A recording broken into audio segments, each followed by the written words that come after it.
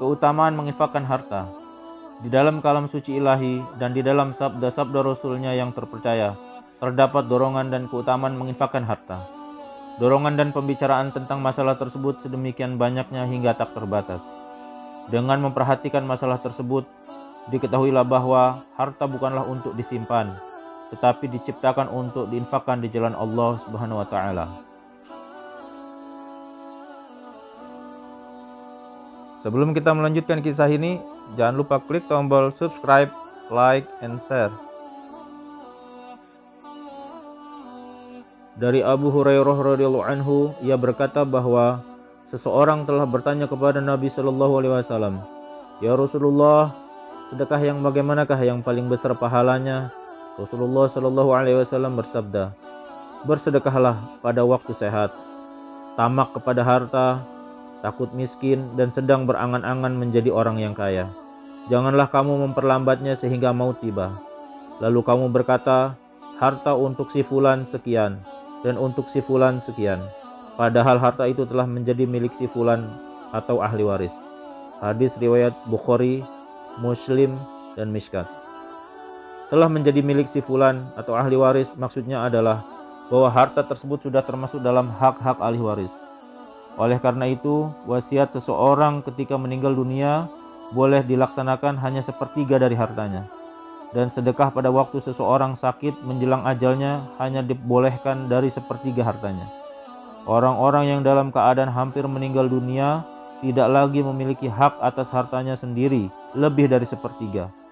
Maka dalam hadis yang lain disebutkan sabda Rasulullah SAW bahwa manusia sering berkata, harta saya, padahal hartanya hanya 3 perkara saja, yakni apa yang telah ia makan, pakaian yang telah ia pakai, dan sedekah yang sudah ia simpan dalam khazanah Allah Subhanahu wa taala.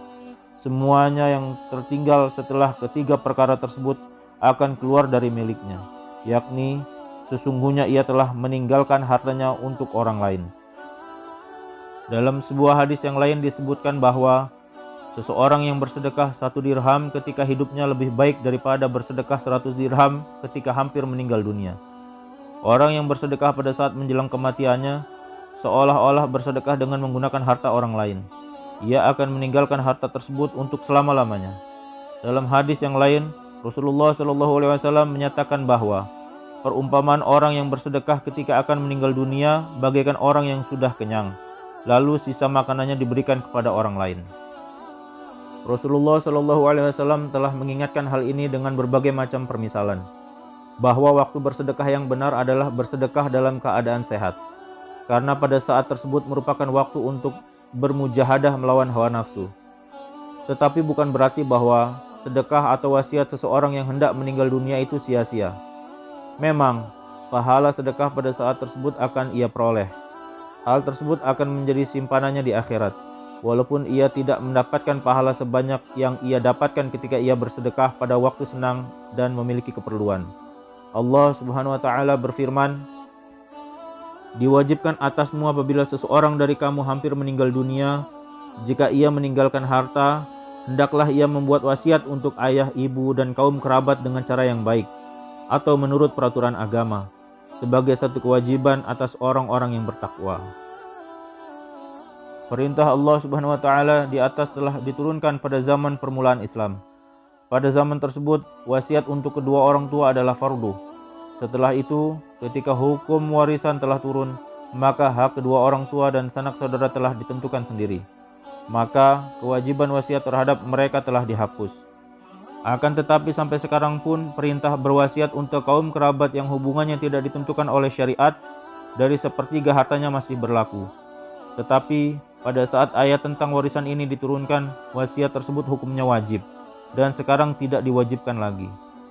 Ibnu Abbas radhiyallahu anhuma berkata bahwa dengan adanya ayat mengenai ahli waris tersebut, hukum wasiat untuk sanak saudara yang menjadi ahli waris telah dimansukkan atau dihapus. Akan tetapi bagi sanak saudara yang tidak menjadi ahli waris, hukum wasiat bagi mereka tidak dimansukkan. Qatadah rahmatullah alaih berkata bahwa berdasarkan ayat tersebut, bagi orang-orang yang tidak termasuk ahli waris, wasiat masih berlaku sampai sekarang, baik mereka itu sanak saudara ataupun tidak. Dalam sebuah hadis disebutkan bahwa Allah Subhanahu wa taala berfirman, "Wahai anak Adam, kamu telah kikir dalam hidupmu, dan ketika kamu meninggal dunia, kamu mubazir. Janganlah kamu mengumpulkan dua keburukan, yaitu kekikiran pada saat kamu hidup dan keburukan pada saat kamu meninggal dunia. Lihatlah siapa di antara sanak saudaramu yang tidak menjadi warismu, dan berwasiatlah untuk mereka."